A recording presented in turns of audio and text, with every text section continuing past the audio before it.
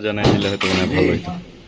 আমি আল্লাহর কাছে দোয়া করি যে আমার সেনেস্পদ ছোট ভাই আক্তার হোসেনকে এনসিপির প্রতিনিধি হিসেবে আমাদের জোটে দেশের স্বার্থে, ইসলামের স্বার্থে, এদেশের জনগণের কল্যাণের স্বার্থে, মানবিক বাংলাদেশ গড়ার স্বার্থে, চাঁদাবাজকে কবর দেওয়ার স্বার্থে আমরা কেন্দ্রীয় সংগঠনের সিদ্ধান্তকে মেনে নিয়েছি।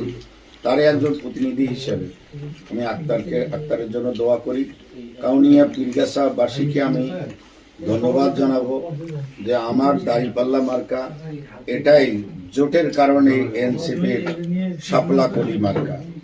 দাঁড়িপাল্লার সমস্ত সমর্থক, শুভাকাঙ্ক্ষী, কর্মী, সহযোদ্ধা যারা আছে সকলেই মিলে ইত্তেহাদুল শাপলা কলি, শাপলা কলির মধ্যে আমরা ঐক্যমত।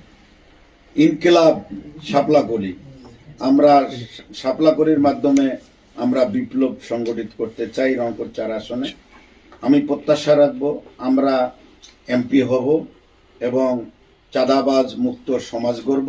দেশটাকে এগিয়ে নেওয়ার জন্য আমার সার্বিক সহযোগিতা দোয়া থাকবে।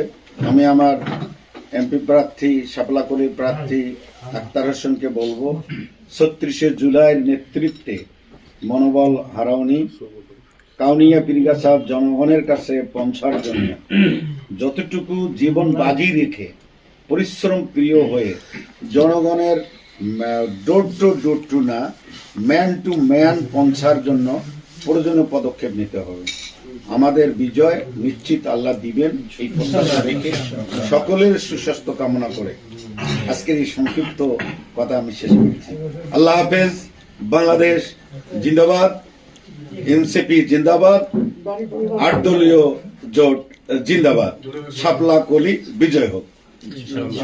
আমি আল্লাহ রাব্বুল আলামিনের দরবারে শুকরিয়া আদায় করি, আলহামদুলিল্লাহ, এবং আমি অশেষ কৃতজ্ঞতা এবং শুকরিয়া আদায় করছি বাংলাদেশ জামাতে ইসলামী কর্তৃক প্রাথমিকভাবে রংপুর 4 কাউনিয়া পীরগাছা আসনের জন্য দাঁড়িপাল্লার মনোনীত প্রার্থী উপাধ্যক্ষ জনাব ATM আজম খান ভাইকে, জামাতে ইসলামী এবং জাতীয় নাগরিক পার্টি এনসিপি ত্রয়োদশ জাতীয় সংসদ নির্বাচনের সমঝোতার মধ্য দিয়ে নির্বাচনী বৈতরণী পার হওয়ার যে সিদ্ধান্ত গ্রহণ করেছে, সেই সিদ্ধান্তের প্রতি সম্মান জানিয়ে তিনি যত অবলীলায় তার সমস্ত ত্যাগ পরিশ্রমকে উপেক্ষা করে যত সহজভাবে আন্তরিকভাবে সেই সিদ্ধান্তকে তিনি গ্রহণ করেন, জাতীয় নাগরিক পার্টি এনসিপির শাপলা কলি প্রতীকের প্রতি দাঁড়িপাল্লার সমর্থন তিনি ব্যক্ত করেছেন।